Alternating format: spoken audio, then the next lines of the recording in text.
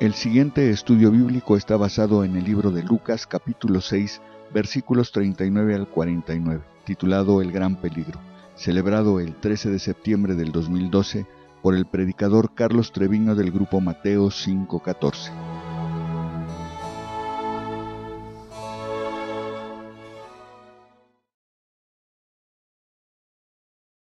Aquí en el capítulo 6 del Evangelio de Lucas, vamos a empezar a ver aquí. El micrófono está prendido, ¿sí? Y vamos a ver del versículo 39 al versículo 49, la palabra de Dios nos dice así. Y les decía una parábola: ¿acaso puede un ciego guiar a otro ciego? ¿No caerán ambos en el hoyo? El discípulo no es superior a su maestro, mas todo el que fuere perfeccionado será como su maestro. ¿Por qué miras la paja que está en el ojo de tu hermano y no echas de ver la viga que está en tu propio ojo? ¿O cómo puedes decir a tu hermano, hermano, déjame sacar la paja que está en tu ojo, no mirando tú la viga que está en el ojo tuyo? Hipócrita, saca primero la viga de tu propio ojo, y entonces verás bien para sacar la paja que está en el ojo de tu hermano. No es buen árbol el que da malos frutos, ni el árbol malo el que da buen fruto. Porque cada árbol se conoce por su fruto, pues no se cosechan higos de los espinos, ni de las zarzas se vendimian uvas. El hombre bueno del buen tesoro de su corazón saca lo bueno, y el hombre malo del mal tesoro de su corazón saca lo malo, porque de la abundancia del corazón habla la boca. ¿Por qué llamáis Señor, Señor, y no hacéis lo que yo digo? Todo aquel que viene a mí y oye mis palabras y las hace, os indicaré a quién es semejante. Semejante es al hombre que al edificar una casa, cavó y ahondó y puso su fundamento sobre la roca. Y cuando vino una inundación, el río dio con ímpetu contra aquella casa, pero no la pudo mover porque estaba fundada sobre la roca. Mas el que oyó y no hizo, semejante es al hombre que edificó su casa sobre tierra sin fundamento, contra la cual el río dio con ímpetu y luego cayó y fue grande la ruina de aquella casa. Bueno, en este pasaje concluye Jesús el sermón que está dando allí, cerca, en las orillas del mar de Galilea, y que lo conocemos nosotros como el sermón de la montaña. Mateo 5, 6 y 7 tiene una extensión mucho más grande de todo el sermón, pero Lucas nos da puntos importantes de él. Y yo he titulado este estudio El Gran Peligro, porque sí, efectivamente, Jesús nos quiere prevenir de un gran peligro. Todo el sermón de la montaña está hablando de lo que debe aprender y seguir un discípulo de Jesús. Un discípulo de Jesús llamado cristiano. Si tú eres cristiano, si tú has recibido a Cristo en tu corazón, pues tú eres un discípulo de Jesús. Todos los que seguimos a Jesús somos discípulos de Él. Y estas enseñanzas son muy importantes porque queremos sean características muy definidas en nuestra vida. Y que la gente de allá afuera que no tiene a Cristo en su corazón, que no ha hecho de Jesús el Señor de su vida, que no lo sigue, debe de ver en nosotros estas características bien definidas. Y estas características bien definidas las ha estado diciendo Jesús en todo este sermón. Del versículo 20 al versículo 26 habló de las características del carácter de un cristiano. Y vimos que un cristiano es una persona que es mansa, porque los mansos heredarán el reino de Dios. Una persona cristiana es una persona que sabe, reconoce la pobreza de su corazón y ha corrido al Salvador para que lo saque de la bancarrota en que está. Un cristiano es aquel que llora, porque entonces Jesús lo va a consolar. No es el que ríe, es el que llora. ¿Y por qué llora? Llora por su pecado, llora porque ha hecho las cosas mal, llora porque está aprisionado a no poder hacer lo que él quisiera hacer, que es seguir a Dios. No puede. El Salvador lo agarra y lo haga que sí pueda. Esas son las marcas de un cristiano. Es un pacificador. Bienaventurados los pacificadores. Dice también, todos estos caracteres los hemos visto hace 2 semanas en el carácter de un cristiano. Y deben ser marcas importantes en tu vida. Vemos con qué facilidad explota el hombre allá afuera en el tráfico, o porque le cobraron 5 pesos más, o porque el otro no lo saludó, lo que sea, y trae la ira, trae el pleito, el conflicto a piel, a raíz de piel. El cristiano no debe ser así. El cristiano es una persona que tiene templanza, que tiene control de su vida, y al contrario, que está viendo la manera, si no con su boca, con su vida, de mostrar a Cristo. Una cosa que yo aprendí precisamente allí en Alemania, me sorprende mucho que va uno caminando ahí en Hemmelmark y todo mundo te saluda. Buenos días, buenas tardes, hola, ¿cómo están? Y a lo mejor es algo muy superficial, a lo mejor es algo que bueno, pero es una pequeña señal de bondad, de gentileza. Y en el club yo me he hecho esa propuesta de a toda persona con la cual yo cruzo, la voy a saludar. Y a veces muchas personas me ven así como que, oye, ¿cómo te atreves? Pues si yo ni te conozco, ¿no? Pero no, yo creo que nosotros debemos demostrar a Cristo a los demás. Y en las cosas más sencillas, como es un buen saludo, o una buena sonrisa, o un buen semblante. Tú ves el semblante de las personas que van caminando por allí, es un semblante realmente hosco, es un semblante de batalla, es un semblante de preocupación. Bueno, el cristiano debe tener un semblante, dice el versículo, que es el versículo de ahí de Proverbios, que es un banquete continuo. Una cara suave, una cara bonita, una cara que habla de Cristo sin tener que decir muchas palabras. Esas son las características que deben estar en tu vida. Y obviamente la semana pasada hablamos de la mayor característica, que es el proyectar amor hacia los demás. Porque en el mundo de afuera no hay amor, hay egoísmo. Y hay batalla continua. Y nosotros queremos proyectar el amor del reino, que es muy diferente al amor que tiene el mundo. Y poner la otra mejilla cuando te pegan en una. Y dar tu capa cuando te han quitado o llevar la carga otra milla cuando te han exigido que la lleves una milla. Todas estas cosas en donde las personas ven el amor de Cristo en tu vida. Y de alguna manera quieres predicarles y decirles que ellos necesitan a Cristo en su corazón. Que no hay manera de salir en este infierno, que es la vida, si Cristo no está contigo. Es la única manera. Y nosotros tenemos que predicarlo con esa proyección del amor de Cristo hacia los demás. El cristiano pues se somete totalmente al señorío de Cristo. Cristo es el Señor. Eso es lo que Cristo es. Y nosotros queremos obedecerlos. Tenemos un libro que se llama la Biblia y lo leemos diariamente. Es nuestra medicina. Es los comandos del Señor, ¿no? Como el esclavo que se levantaría en la mañana, ¿verdad? Y va con su amo y le dice, ¿qué quieres que yo haga esta mañana? Ah, bueno, pues son las labores que quiero que hagas hoy, esto y lo otro. Y está dispuesto voluntariosamente a hacer lo que su Señor le pide. Y nosotros hacemos eso.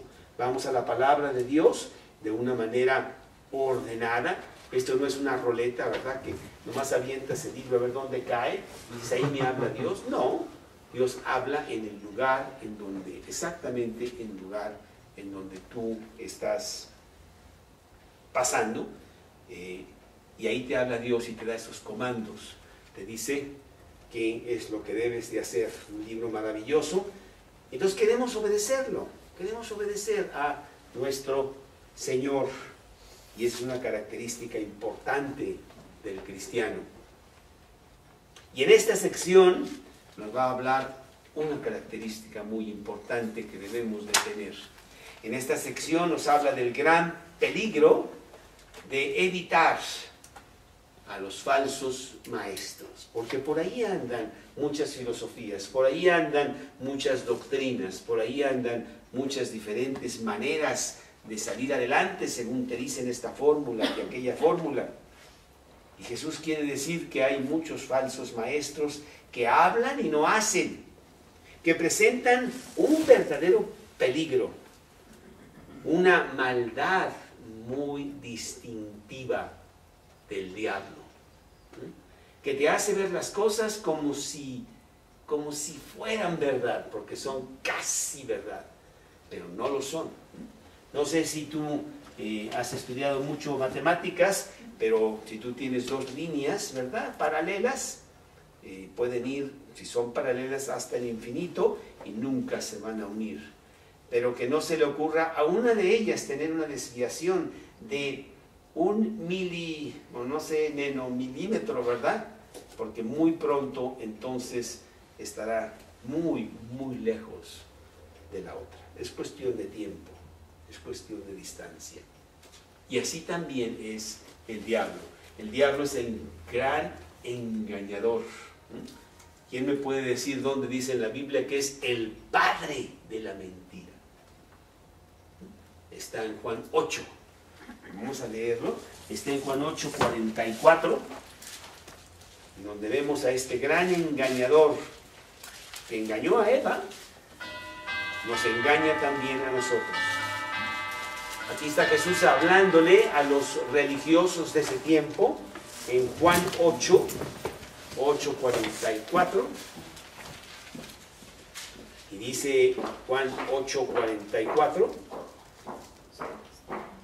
vosotros sois de vuestro padre el diablo, y los deseos de vuestro padre queréis hacer. Él ha sido homicida desde el principio y no ha permanecido en la verdad, porque no hay verdad en él. Cuando habla mentira, de suyo habla, porque es mentiroso y padre de mentira. Es el padre de la mentira, y con qué facilidad nos engaña. Y entonces Jesús nos quiere prevenir de este gran peligro de no ser engañados y realmente tener la doctrina de Cristo, de no desviarnos de la verdad de la palabra de Dios. Porque si vemos la historia, vemos que la palabra de Dios en su mayoría ha estado perdida, escondida, oculta por siglos, en donde se perdió, y entonces el hombre estaba caminando por allá sin la brújula. Más de 1000 años estuvo en latín cuando nadie hablaba latín. Hasta que alguien dijo: oye, ¿qué es esto? ¿Cómo puede ser? Tenemos que traducirla al alemán más sencillo, que fue la primera explosión, y se puso a traducirlo para que todos en Alemania, que ahora ya estaba la imprenta de Gutenberg, y por fin los libros empezaban a ser un poco más baratos, y la gente estaba empezando a aprender a leer, pues que lea lo que dice Dios. Y después hubo una explosión, porque entonces fue el inglés y también el español. Esta que tú tienes aquí vino de Casiodoro de Reina, 1560, que dijo: ¿cómo es posible que la Biblia no está en español? ¿Cómo que en latín? Yo no sé latín. Y entonces se puso a traducirla al español. No acabó. Y entonces vino otra persona que se llamó Cipriano de Valera, 1609, que terminó la Biblia en el español, y por eso la conocemos como Reina Valera, las dos personas. Pero le damos gracias a Dios que Él nos da este libro de instrucciones, Y dice, cuidado, tienes que leerlo, tienes que aplicarlo, porque te puedes desviar fácilmente. Hay muchos falsos maestros allá afuera que están listos para devorarte como vestidos de ovejas, pero son lobos rapaces. Y Jesús habla mucho de ellos, ¿eh? Por ejemplo, vamos a Mateo, capítulo 23, en donde tiene todo un capítulo contra estos falsos maestros. Capítulo 23, versículo 15, dice la palabra de Dios: ¡ay de vosotros, escribas y fariseos, hipócritas! Porque recorréis mar y tierra para ser un prosélito, y una vez hecho le hacéis 2 veces más hijo del infierno que vosotros. Versículo 13: ¡ay de vosotros, escribas y fariseos hipócritas! Porque cerráis el reino de los cielos delante de los hombres, pues ni entráis vosotros, ni dejáis entrar a los que están entrando. Dice que son personas que corrompen el cristianismo, donde sacan filosofías raras que no tienen nada que ver con la Biblia. Colosenses capítulo 2, versículo 8. Colosenses 2, 8. Dice la palabra de Dios ahí en Colosenses 2, 8. Mirad que nadie os engañe por medio de filosofías y huecas sutilezas, según las tradiciones de los hombres, conforme a los rudimentos del mundo, y no según Cristo. O Hechos 2, 29, Hechos 2, 29 y 30. Y nada más estoy tomando unos cuantos versículos. La Biblia está llena de estas advertencias. Varones hermanos, 2, 29 y 30, se os puede decir libremente del patriarca David, que murió y fue sepultado, y su sepultura está con nosotros hasta el día de hoy. Pero siendo profeta y sabiendo que con juramento de Dios le había jurado que de su descendencia en cuanto a la carne levantaría al Cristo para que se centrase en su trono, bueno, habla de que un verdadero profeta sí profetizó bien en cuanto a Cristo. Les dice sepulcros blanqueados, ahí en el Mateo 23, 27, sepulcros blanqueados, una muy fuerte y severa crítica contra ellos. ¡ay de vosotros, escribas y fariseos hipócritas, porque sois semejantes a sepulcros blanqueados, que por fuera a la verdad se muestran hermosos, mas por dentro están llenos de huesos de muertos y de toda inmundicia?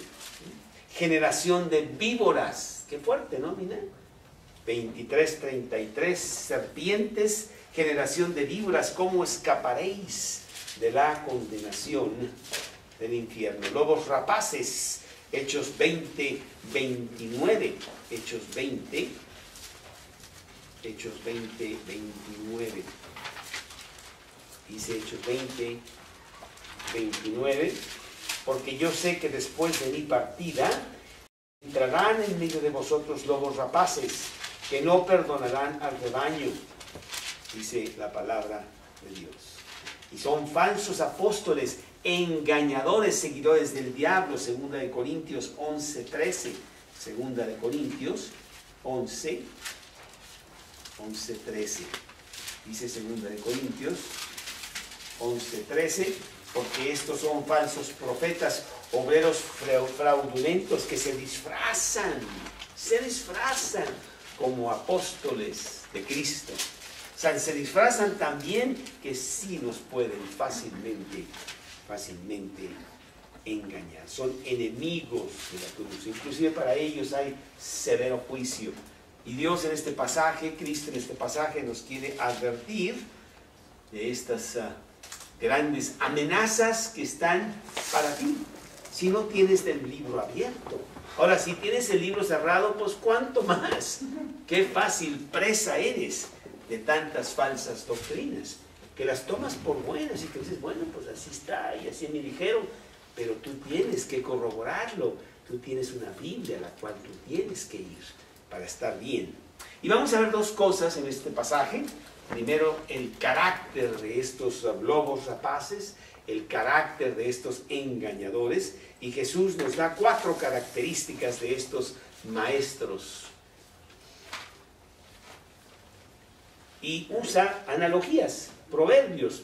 Si vamos a nuestro pasaje, ahí en Lucas 6, él lo dice desde empezando el pasaje, en 39, dice, y les decía una parábola, les decía un proverbio. Qué maravilloso es Jesús, que nos ilustra de una manera muy bonita, se baja al nivel sencillo para que nosotros entendamos verdades muy profundas de Dios, poniéndolas él de una manera muy práctica y muy sencilla. De estas 4 características del carácter de un falso maestro, la primera es que son ciegos. Lo dice aquí en el versículo 39, les decía, ¿acaso puede un ciego guiar a otro ciego? ¿No caerán ambos en el hoyo? Bueno, pues es muy obvio, es muy claro lo que nos está diciendo aquí. Un ciego es una persona que no sabe a dónde va. Un ciego es una persona que tropieza fácilmente porque está ciego. Pero ¿cómo entonces puede un ciego ayudar a otro ciego? Pues es absurdo eso. Van a caer los dos. Si yo trato de ayudar a un ciego, pues no solamente me voy a caer yo, que ya me caería estando yo solo, sino que me voy a llevar conmigo a otro que también depende de mí. Y como él está ciego, pues a lo mejor él no ve que yo estoy ciego y piensa que yo no estoy ciego y quiere ayuda. Y los dos estamos ciegos y nos estamos haciendo tontos. Pero qué bonita ilustración, cómo Jesús nos la da de una manera tan sencilla, tan abierta. Por favor, Pablo, no tiene mucha vuelta de hoja, no te lo tengo que explicar tanto. Un ciego no puede guiar a otro ciego, así de sencillo. Pero no solamente nos da, bueno, y también en muchos versículos que hablan de la ceguera espiritual en la que estamos.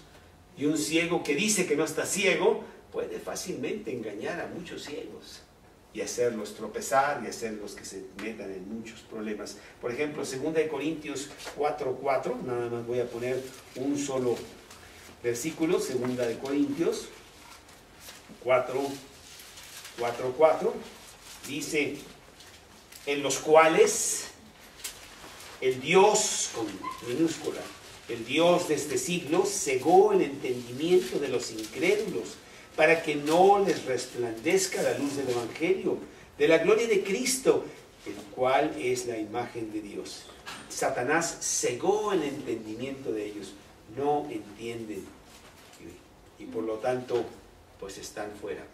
Cuando Jesús es el camino, Jesús sí es la verdadera luz. Él dice ser la luz del mundo y el que me sigue no andará en tinieblas, sino que tendrá la luz de la vida. Dice Juan 8:12.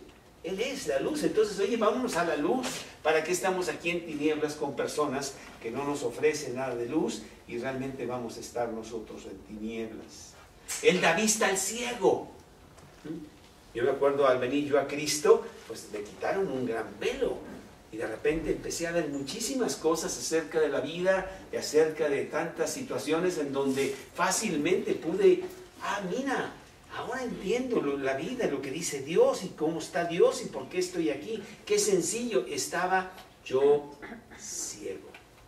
Esa es la característica de estos falsos maestros. Pero hay una segunda característica del carácter de estos maestros. Hablan y viven en lo terrenal. Una persona espiritual habla las cosas espirituales. Una persona terrenal habla las cosas terrenales. Y no puede hablar las cosas espirituales porque no las conoce. Inclusive dice el versículo que son locura. No las puede entender. Porque se han de discernir espiritualmente. 1 Corintios 2:14 es lo que dice ese versículo precisamente. Y aquí tenemos a estas personas que realmente viven terrenalmente. Una persona espiritual, pues tú ves su espiritualidad a través de su vida. Y las personas y los falsos maestros están más interesados en las cosas en las cosas terrenales. Lo vemos aquí en el siguiente versículo de nuestro pasaje de Lucas 6. Lucas 6, versículo 40. El discípulo no es superior a su maestro, mas todo el que fuere perfeccionado será como su maestro. Claro, si tengo un maestro que es terrenal, pues ¿dónde voy a acabar yo? En lo terrenal nada más. Jamás tendré lo espiritual, porque eso es lo que Él me enseña. Cristo, por otro lado, enseña bien, enseña las cosas espirituales. Levantad los ojos y ver las cosas del cielo, dice en Colosenses capítulo 3. Poner la mira en las cosas del cielo y no en las de la tierra. Bueno, el cristiano tiene eso. Y estos falsos maestros los ves con facilidad que viven en un plano totalmente espiritual. Número 3, otra característica de estos hombres maestros falsos es que son hipócritas. Y esa es una palabra que sí escuchamos mucho. No, el primero fue ciegos, el segundo fue terrenales y el tercero hipócritas. Y realmente Jesús, que es maravilloso para darnos unas ilustraciones tan bonitas, nos da esta ilustración que le hemos oído ya muchas veces, empezando en el versículo 41 de Lucas 6. ¿Por qué miras la paja que está en el ojo de tu hermano y no echas de ver la viga que está en tu propio ojo? ¿O cómo puedes decir a tu hermano, hermano, déjame sacar la paja que está en tu ojo, no mirando tú la viga que está en el ojo tuyo? Hipócrita, saca primero la viga de tu prójimo, de tu propio ojo, y entonces verás bien para sacar la paja que está en el ojo de tu hermano. Y aquí la palabra paja es una materia de madera, la más pequeña, una astilla, ¿verdad?, que está en el ojo del prójimo. Pero yo traigo una viga. Ahora que estaba pasando por aquí, ¿no? Aquí atrás están reparando una casa y trajeron unas vigas inmensas para sostener, pues yo el techo o no sé qué, ¿verdad? Y entonces traes una viga. ¿Cómo es posible que quieras ver la pobre astillita que trae el otro? Y tú no puedes sacarte la viga. ¿Cómo puedes inclusive ver que trae astilla? Qué bonita ilustración nos da Jesús de este carácter del falso maestro, porque dicen mucho, pero no lo viven. Una persona que sí es un maestro, es una persona que vive lo que está predicando. Y nosotros debemos asegurarnos de que estamos predicando lo que estamos viviendo y que estamos viviendo bien. Y entonces podemos ayudar al otro, entonces podemos decirle, oye, pues déjame ayudarte a quitarle esta pequeña astilla que tienes allí y que tanto te molesta. Porque vemos bien, ¿no? Pero sí es muy importante que veamos que estos falsos profetas son hipócritas. Romanos 2, versículos 19 y 20. Romanos 2, 19 y 20.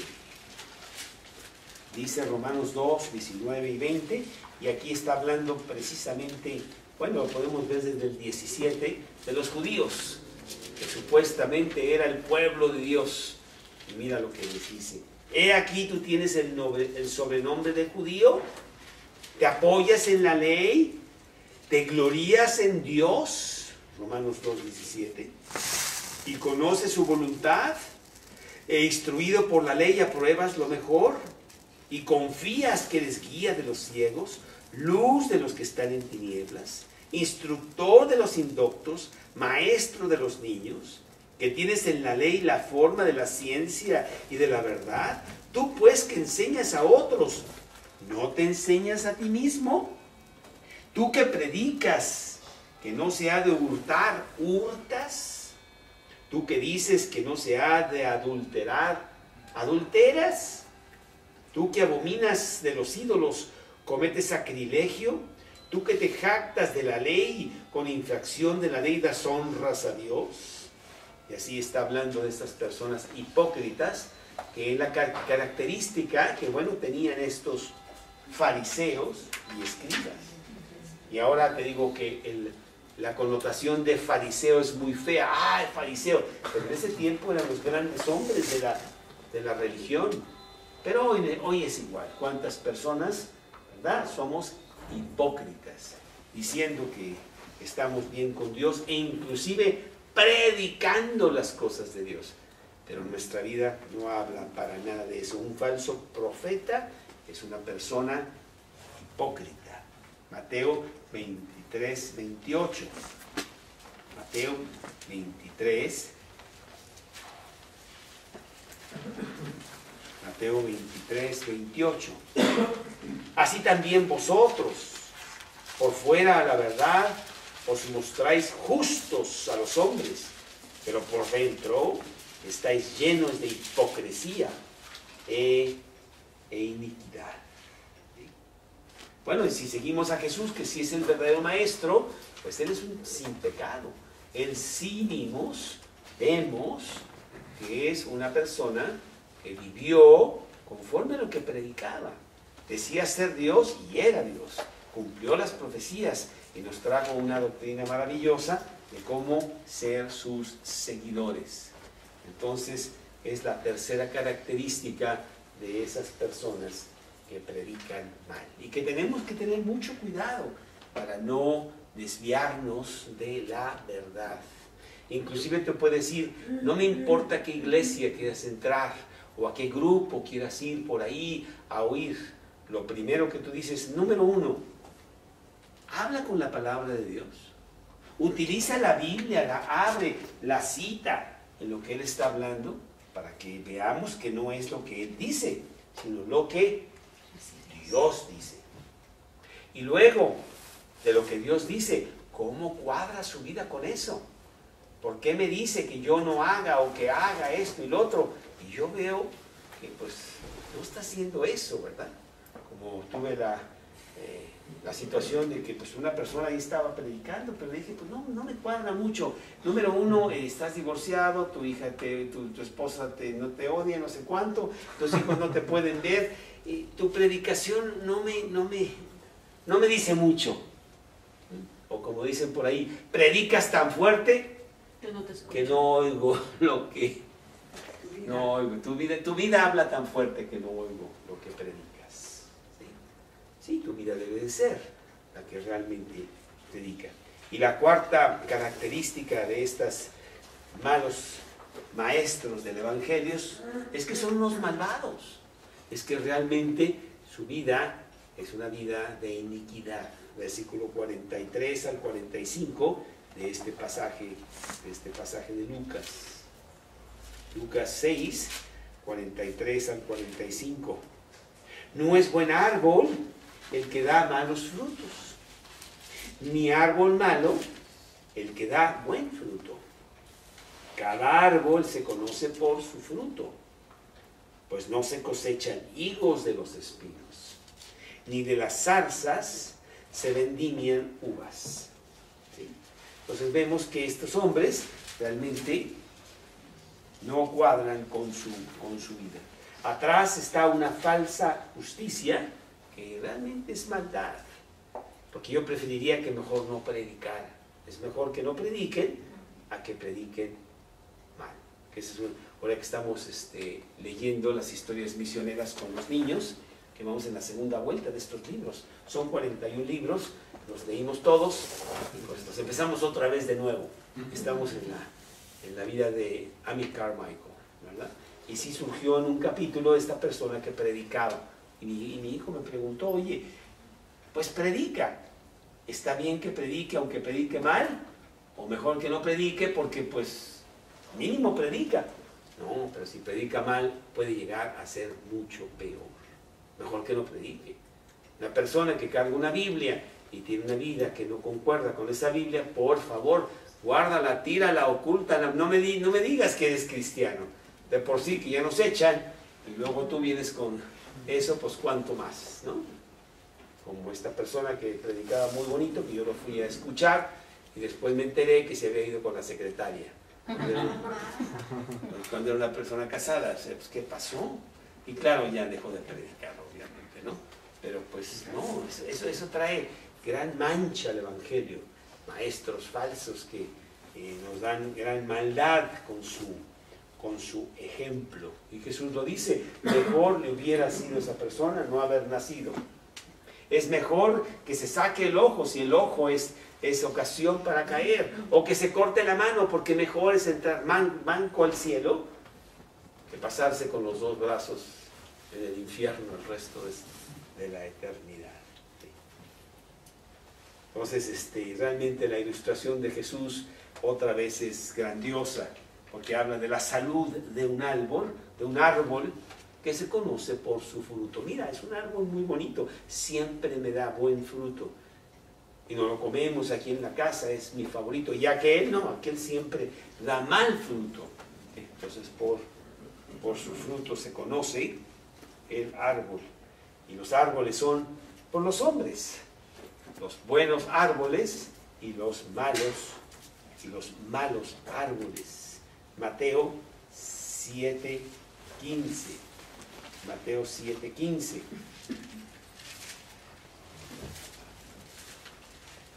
Guardaos de los falsos profetas, que vienen a vosotros con vestidos de ovejas, pero por dentro son lobos rapaces.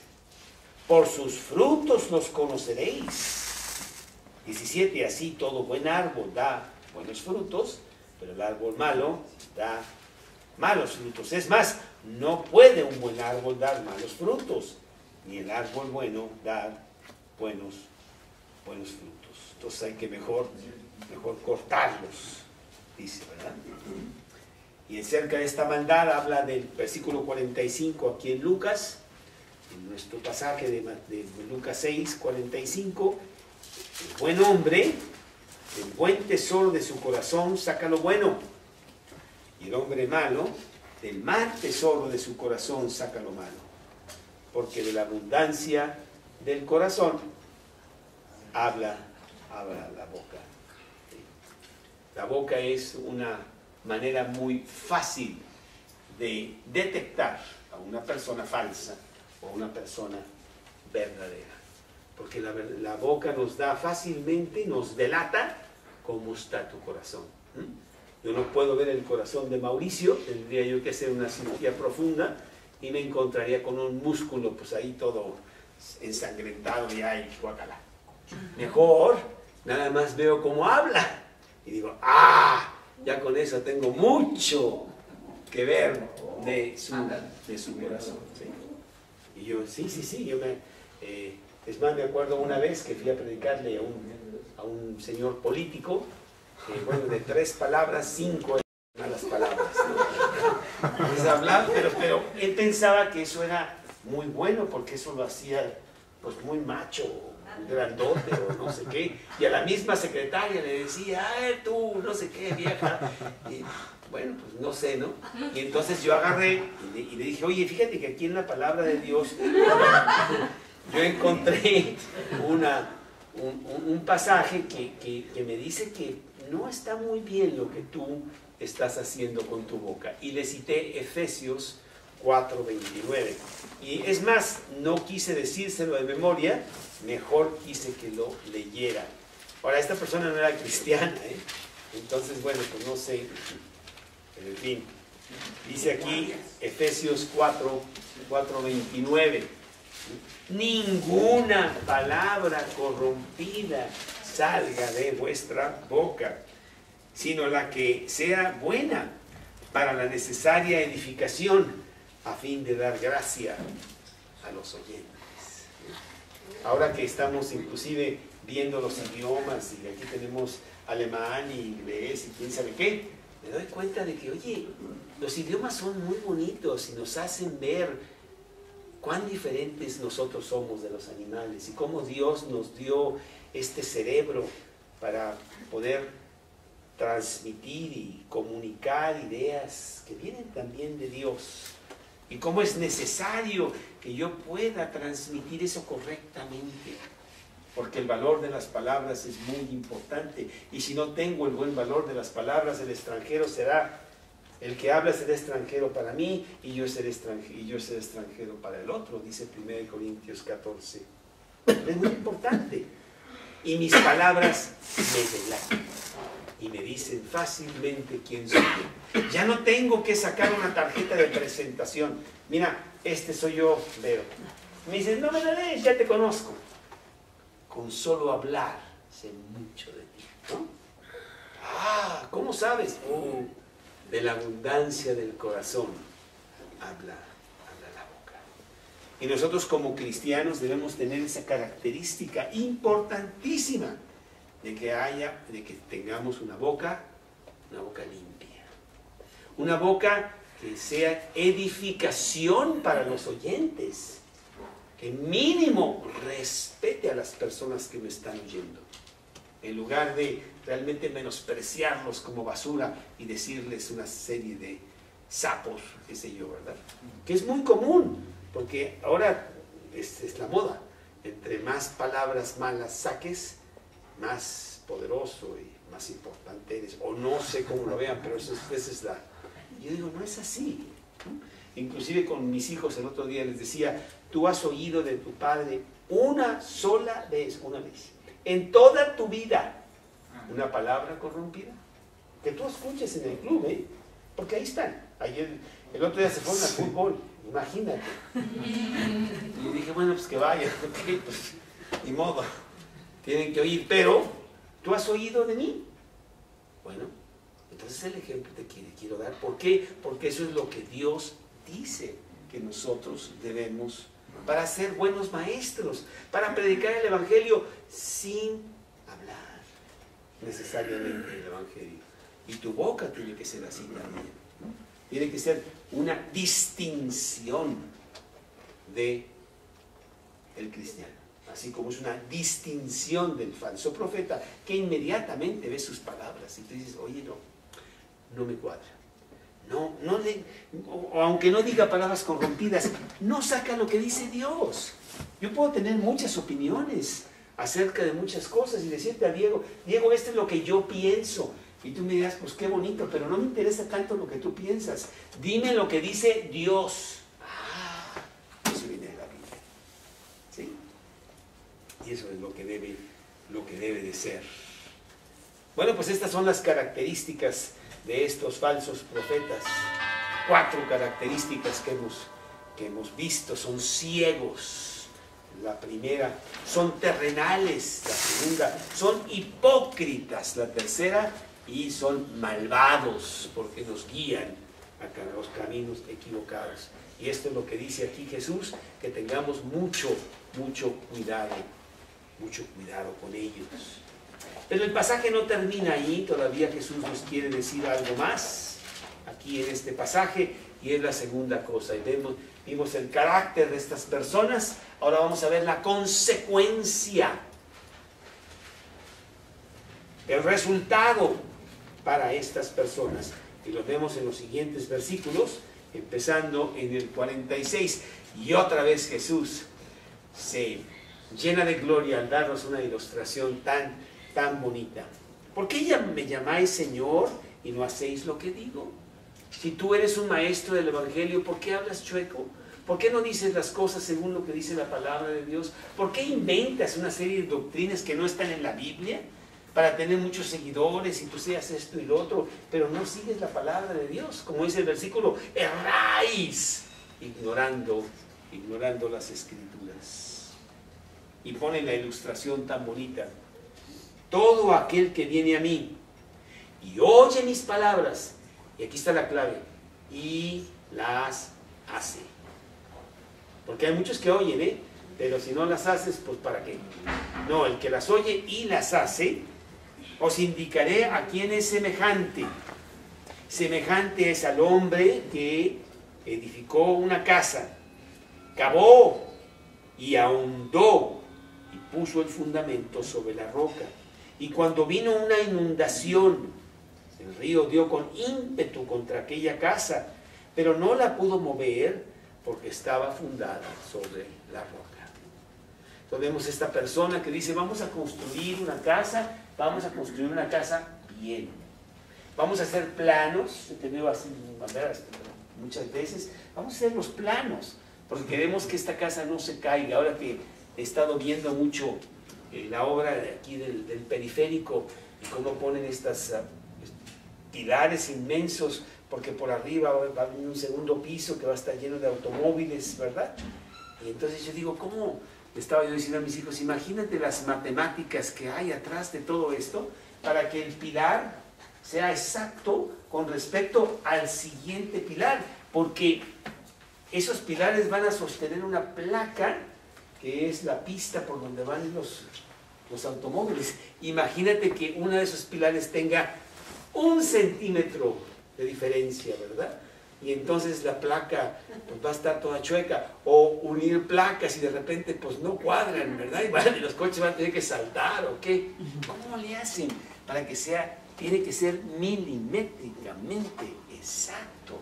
Alguien tuvo que sacar todos los cálculos, ir a la tierra, ver la profundidad, porque tú puedes inclusive hacerlo y luego después, ay mira, se hundió tantito, y es que hay lodo, ay, es que llovió. Y como en México casi nunca llueve, ¿y ahora qué hacemos? Ya se fue para abajo. No, estas personas calcularon bien todas estas cosas para que eso esté bien. ¿Cuánto más en tu propia vida tienes que hacer eso? Y tú calculas y dices, yo quiero que mi vida tenga esto y lo otro y cuánto, y luego me voy a ir para allá conforme a los planos que yo encuentro en la palabra de Dios. La persona que oye las cosas de Cristo y las sigue. Le compararé a esta persona que diligentemente hizo las cosas bien. A lo mejor se tardó mucho más. Imagínate todo lo que te tardas primero en hacer el diseño y luego construir esa cosa conforme al diseño. Pues es una persona que edificó su casa sobre la roca. ¿Y quién es la roca? Está en 1 Corintios, capítulo 10. 1 Corintios, capítulo 10.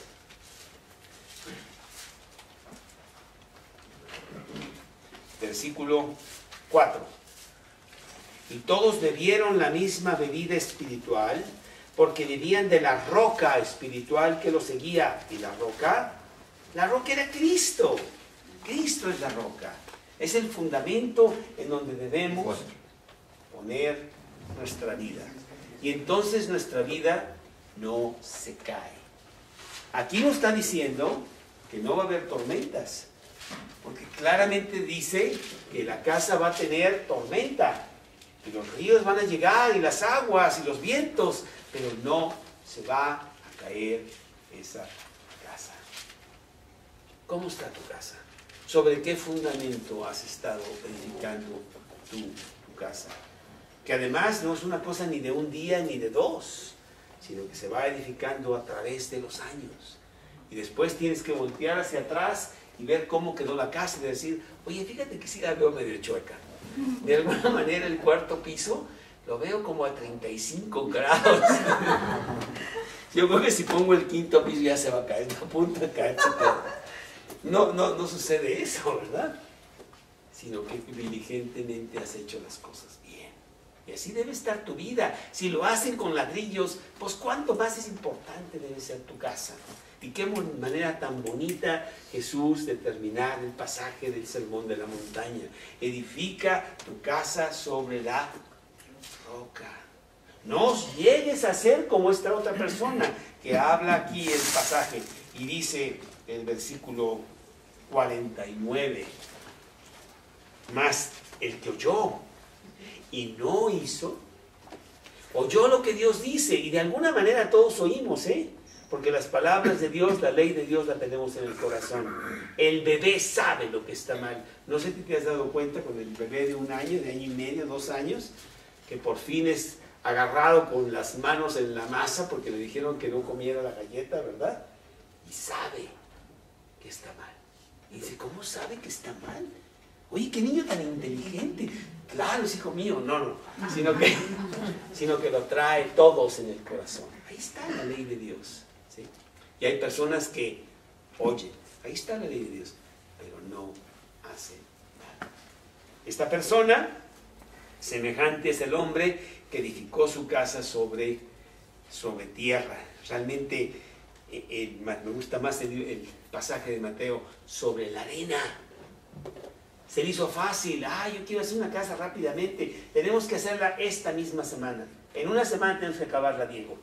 Oye, no, está bien difícil. No, yo es que ya viene la lluvia. No, necesito que a ver cómo le haces. No, pues, sí, compramos periódico y lo hacemos de una chocita, ¿verdad? Sí, pero, ¿qué puede pasar? Sin fundamento. Contra la cual el río dio con ímpetu y luego cayó. Y fue grande la ruina de aquella casa.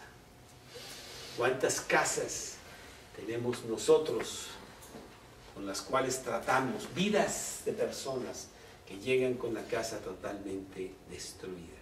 Y es muy difícil, porque llegan con casas destruidas de 20, de 30 y de 40 años después, en donde todo es realmente una situación muy, muy alarmante. Inclusive dices, yo no sé cómo empezar para que podamos arreglar esta casa. No hay nada que arreglar, mejor cómprate un terreno nuevo y vamos a empezar desde cero, porque aquí ya no hay nada que hacer. ¿Sí? Claro que no le dices, pues ¿sabes qué? Date un tiempo. ¿No? Eso no, porque con Cristo siempre hay esperanza, ¿no? Y he visto vidas maravillosas, totalmente destruidas, que Cristo ha cuadrado. Y el mayor ejemplo de eso, pues es mi propia vida. Porque yo creo que no había vida más desordenada, vida más descuadrada, vida más sin fundamento que la mía. Y ahí estaba todo realmente deshecho. Y que llegó Cristo y dijo, de aquí yo no hago nada. A ver, bueno, déjame ver. Y realmente ha hecho algo maravilloso, porque Él es el gran arquitecto. Él quiere que tu casa esté bien fundada. Vámonos al pasaje de Mateo 7, perdón. Mateo 7 me encanta, porque aquí le da mucha más fuerza a esta final del sermón de la montaña. Cualquiera pues que me oye estas palabras y las hace, le compararé a un hombre prudente. Un hombre prudente. 7:24. Que edificó su casa sobre la roca. Descendió la lluvia y vinieron ríos y soplaron vientos y golpearon contra aquella casa y no cayó porque estaba fundada sobre la roca. Pero cualquiera que me oye estas palabras y no las hace, le compararé a un hombre insensato. Qué buena palabra. Un hombre tonto. Un hombre realmente que no tiene sensibilidad. Que edificó su casa sobre la arena. Y descendió lluvia y vinieron ríos y soplaron vientos. Y dieron con ímpetu contra aquella casa. Y cayó y fue grande su ruina. Sí, así es. Inclusive hay una cancioncita de los niños que a mí me gusta mucho, como va Carita, que dice: el hombre sabio casa construyó, el hombre sabio casa construyó, sobre la roca él edificó, y la casa permaneció, algo así. El hombre necio casa construyó, el hombre necio casa construyó, y sobre la arena él edificó, y sobre la arena él edificó. Vinieron ríos y se inundó, vinieron ríos y se inundó, y su casa se destruyó. Ahí va más o menos. Porque tampoco soy gran cantante. Pero qué bonito, ¿verdad? Vamos a edificar nuestra casa sobre la roca. Vamos a pedirle a Jesús que realmente estemos bien fincados en este libro. Este libro es nuestra salvación. No porque sirva de algo, es un libro que son hojas de madera, no importa. Pero el contexto, la mente de Dios está aquí. Y me dice que yo puedo tener la salvación. Y me dice que edifique bien la casa. Aquí están los planos. Bien hechos los planos. Oye, ¿por qué no puedo hacer esto? Mira los planos. Si haces eso, se te va a caer la casa. No, pero yo... Haz lo que quieras. Después nos vemos cuando vengan los ríos y los vientos y tu casa termine en ruinas. Vamos pues a agradecerle a Dios que tenemos este libro tan maravilloso, la palabra de Dios. Edifiquemos bien nuestra vida, nuestra casa, sobre la roca que es Cristo. Gracias, Dios, por darnos estas enseñanzas tan maravillosas de tu libro. Este sermón tan maravilloso que queremos que sea una verdadera realidad en nuestra vida. Que Cristo reine en nuestro corazón, que sea el Señor. Que oigamos su palabra y que la obedezcamos, que sigamos lo que Él dice. Y que salgamos allá afuera a decirle a los demás que sí hay solución para sus vidas, y esa solución se llama Cristo. Él quiere que edifiquemos bien nuestra casa, y Él quiere inclusive construir una casa para nosotros eterna en los cielos, un tabernáculo maravilloso donde morar con Él. Tienen que recibir a Cristo en su corazón, tienen que hacerlo el Señor de sus vidas, o inclusive nunca entrarán a ese lugar eterno con Cristo. Dios, que seamos tus predicadores, que vayamos con nuestra vida hablando de Cristo, porque por ahí hay muchos falsos profetas que sí están predicando, pero predican falso, y es un gran peligro desviando a tanta y tanta gente.